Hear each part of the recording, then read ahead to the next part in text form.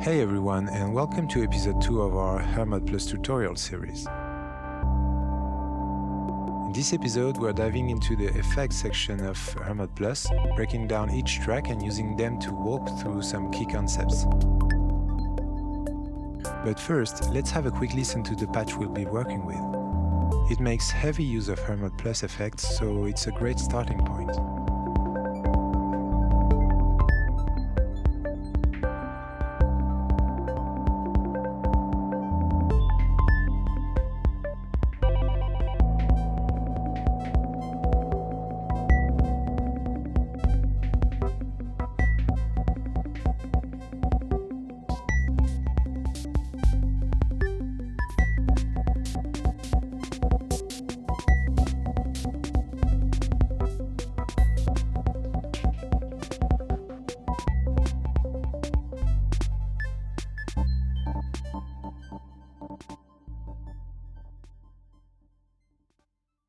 Now, let's start by looking at how to add an effect and configure it. To keep things musical, we are going to mute a few tracks but keep a harmonic context. Let's begin with track 7, which is linked to the BIA in this patch. Let's generate some notes and have a quick listen. Sounds pretty rough, right? So, first order of business is to add a scale effect. Hit the effect button to bring the effect slots. There are two ways to add an effect. You can select an empty slot and press the encoder, or, faster, just hold a pad that corresponds to an empty slot.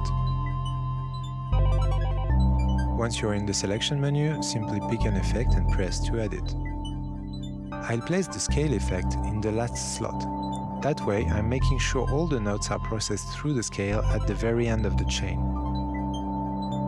I'll set the scale to pentatonic major and leave the other parameters as they are. Already sounding a lot better, right?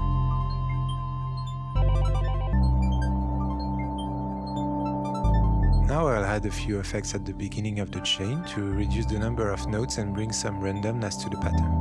I won't dive into every single parameter, otherwise this video will be hours long, but I'll drop a link to the manual so you can check it out if you need more details. Let's start by adding a chance effect to make the pattern a bit less dense. I'll adjust the sync chance parameter to give it a more rhythmic feel.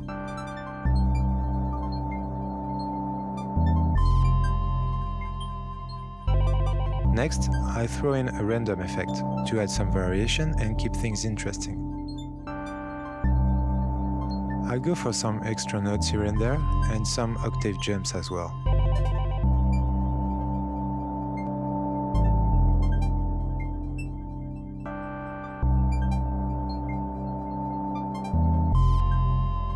Okay, so far so good. Let's move to the next track.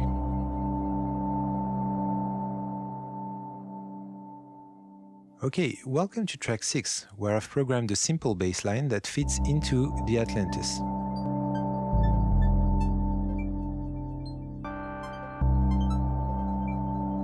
Let's have some glide action. By default, the when parameter is set to overlap. Let's change that to always and increase the glide time to 150 milliseconds. Now you can hear it. To mute an effect, simply press the corresponding pad. This will only mute the effect in the current pattern.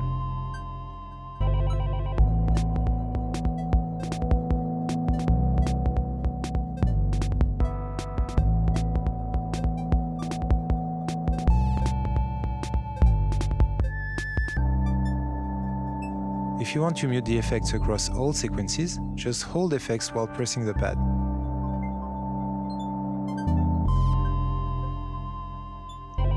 If I want a different glide time in the two sequences, I can set the time parameter as a pattern-specific value. To do this, just hold down the encoder. Now the value won't be shared across all patterns anymore, it will be set locally for this pattern only.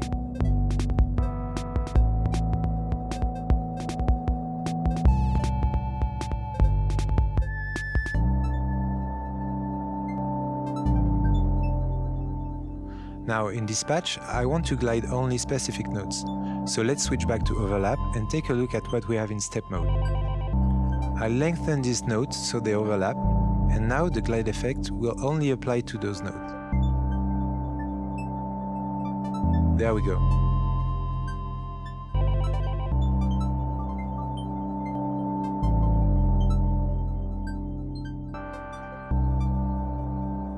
Our job here is done. Let's move on.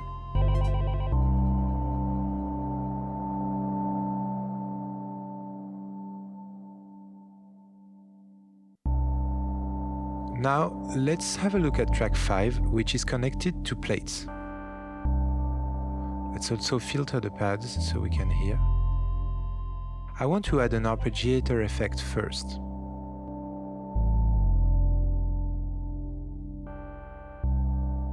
Let's also activate the punching recording so I don't have to press play manually. I'm ready to record a few notes using the new on-air mode. To access this mode, simply go to step mode and hold step while pressing rec.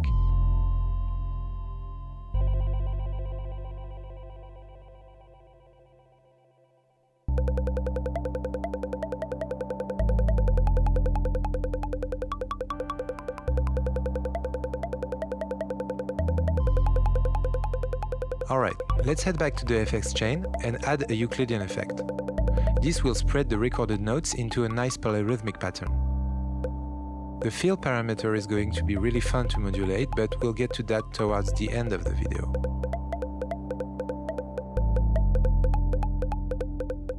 I also want to add a few modulations using some LFOs with a track from EP02.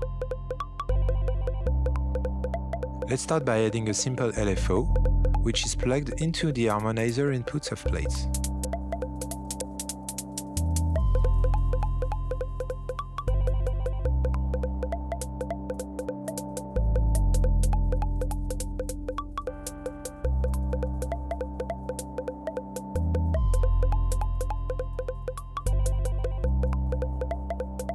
To modulate the morph input, I will make a copy of the first LFO. Hold the encoder and click copy. Move to the next slot, hold again and click paste.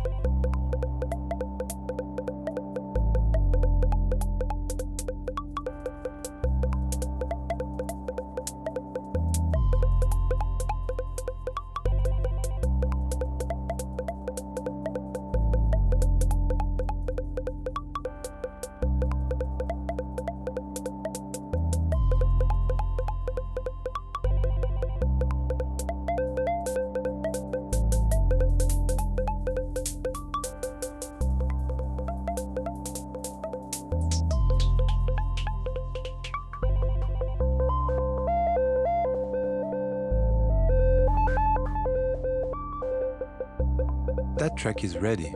Let's move on to the next one.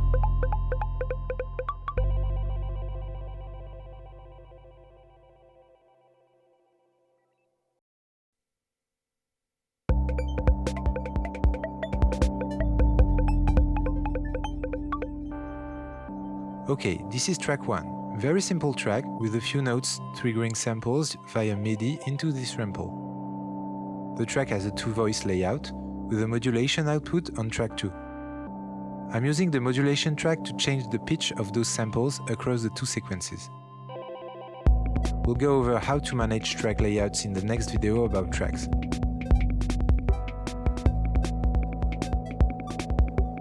But the fun part comes with the next tracks, so let's take a look at that.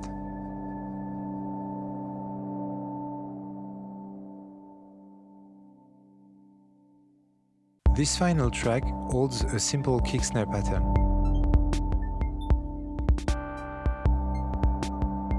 It has a 2-voice layout as well.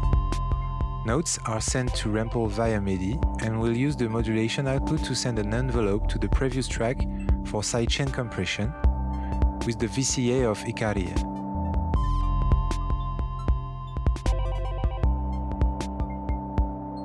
Let's open the effect menu and add a swing first, to give the pattern some extra groove and a more humanized feel.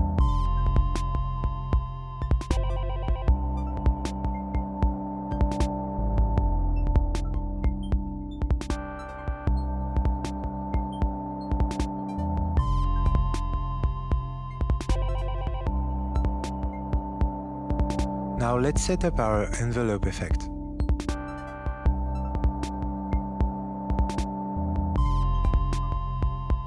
The first thing I'll do is set the sidechain parameter to C5, which corresponds to my kick, so the envelope is triggered each time my kick hits.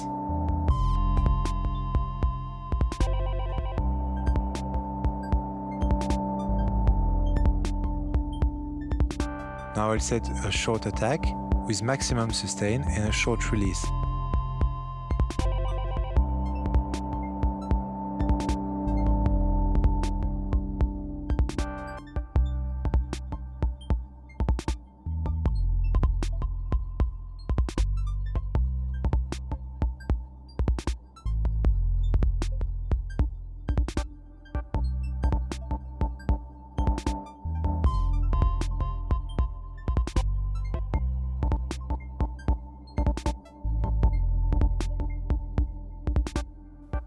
Now it's time to have a look at how modulations work using the ModMatrix.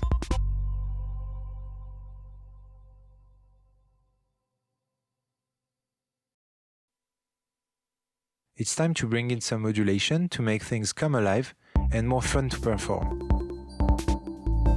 First up, I want to control the note density on track 5. I open the FX chain and press Y to jump into the ModMatrix. From here, we need to pick a source. I'm going to use CV input A for this example, which is hooked up to a fader from the Sweet 16 here. Now for the destination, I'll scroll down and choose Euclidean Fill. To fine-tune the modulation, just press the destination pad in the first row. You can then adjust the attenuation, the polarity, and the offset.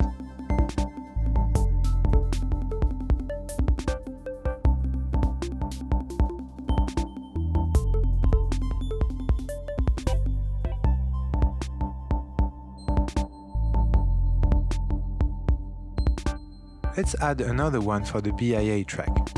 I select the track, head into the ModMatrix, and this time I want to use CC33 as the source. That's the second fader on the Sweet 16, which can also send MIDI messages. I also have to set the track so it listens to the USB host input. Okay, let's go back and set the destination. I'll use Sync Chance.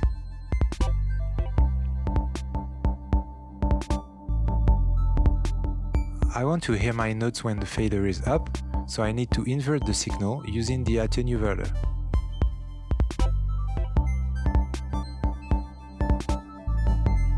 And let's also adjust the offset so I have the perfect range.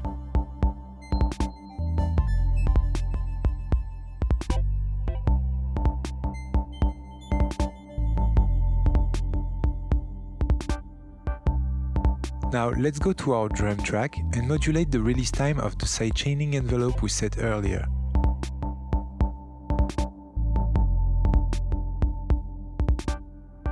Let's not forget to connect the track to the USB host. There we go. Jumping back into the ModMatrix, I'll assign the third fader to the release of the envelope.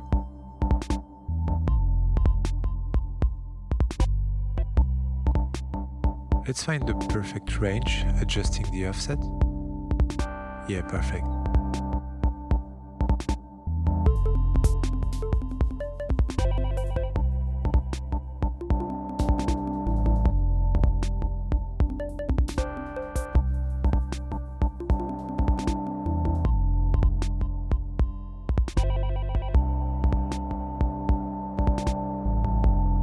To finish up, let's use a classic modulation lane to demonstrate. I'll select track 5 and hold step to access the 4 editable modulation lanes. Let's quickly randomize mod 3 and mod 4 with a simple step plus Y press.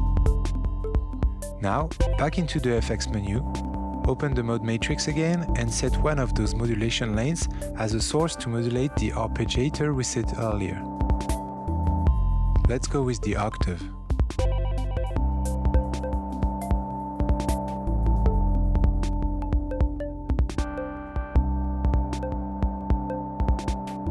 We'll do the same with the other lane and this time link it to the Euclidean effect.